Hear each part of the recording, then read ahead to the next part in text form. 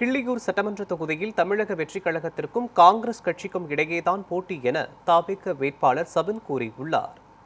கன்னியாகுமரி மாவட்டம் கிள்ளியூர் சட்டமன்ற தொகுதியில் தமிழக வெற்றிக் கழகம் சார்பில் போட்டியிடும் வேட்பாளர் சபின் கீழ்குளம் சுற்றுவட்டார பகுதிகளில் தேர்தல் பரப்புரை மேற்கொண்டார்.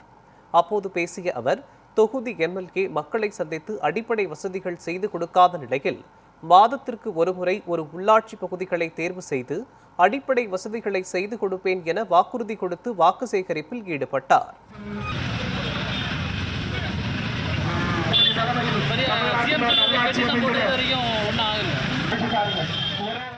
கிள்ளியூர் தொகுதியில் சட்டமன்ற உறுப்பினராக இருக்கும் திரு ராஜேஷ்குமார் அவர்கள் மக்களை சந்திக்காமல் இருக்கிறது தான் இங்கே மிகப்பெரிய பிரச்சனையாக இருக்குது. நான் சட்டமன்ற உறுப்பினரானதுமே மாதத்துக்கு ஒரு முறை ஒரு பஞ்சாயத்திற்கு சென்று அங்கே உள்ள குறைகளை கேட்டறிந்து அதை தீர்வு செய்த வாக்குறுதியாக நான் அளித்துள்ளேன்.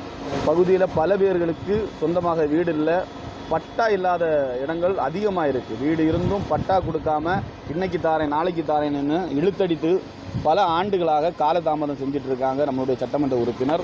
அதையும் நான் சட்டமன்ற உறுப்பினர் ஆனதும் உண்மையாகவே சொல்கிறேன், வருகிற 4ஆம் தேதி தமிழக வெற்றிக் கழகம் இந்த தொகுதியில் மாபெரும் வாக்கு வித்தியாசத்தில் வெற்றி பெற போகுது. நான் சட்டமன்ற உறுப்பினராக சட்டமன்றம் செல்ல போகிறது உறுதியாக இருக்குது. போனதுமே அவங்களுடைய கோரிக்கைகளை நிறைவேற்றுவதற்கான முயற்சிகளை நான் மேற்கொள்வேன்.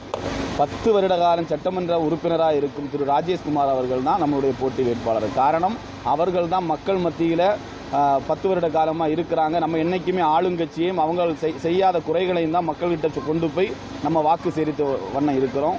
அது அவர்கள் தான். அதாவது நாம் தமிழர் கட்சி இங்கே கிள்ளியூர் தொகுதியை எடுத்துக்கிட்டாச்சுன்னா இவங்க வாக்கு சதவீதம் கம்மியாக தான் இருக்குது. நம்ம ராஜேஷ்குமார் அவர்களுக்கும் நமக்கும் தான் கடுமையான போட்டி நிலவுது. அதுவும் முதற் படியில் இன்றைக்கி நான் நேற்றைய எடுக்கும்போது நம்முடைய தமிழக வெற்றிக் கழகம் தான் முன்னிலையில் இருக்கிறதாக மக்கள் கருத்து தெரிவிக்கின்றனர்.